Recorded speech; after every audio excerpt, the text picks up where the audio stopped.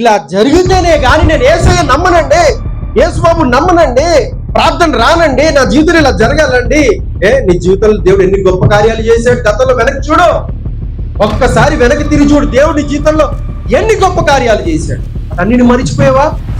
మరిచిపోయి ఇప్పుడు ఏదో ఒకటి అది జరిగితేనే కానీ నువ్వు మందిరానికి రానంటావా, ప్రార్థనకు రానంటావా? ఏమన్నావు నేను? తోమ గారు 3.5 సంవత్సరాలు యేసుక్రీస్తు ప్రభుతో వెళ్ళారు కదండి సేవకు.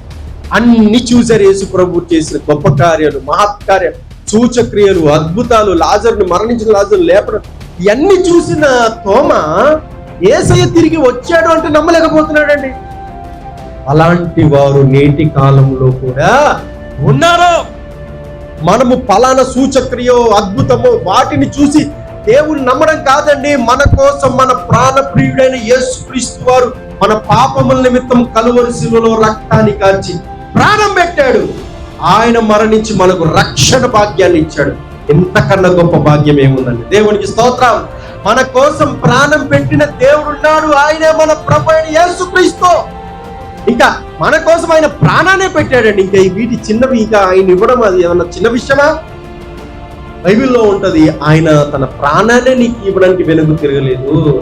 ఇవన్నీ ఇవ్వడం ఏదైనా చిన్న విషయమా? కాబట్టి మనం ఏం చేయాలంటే చిన్న వాటికి, దేవునికి, మందిరానికి, ఆత్మీయతకు లింకు పెట్టకూడదు.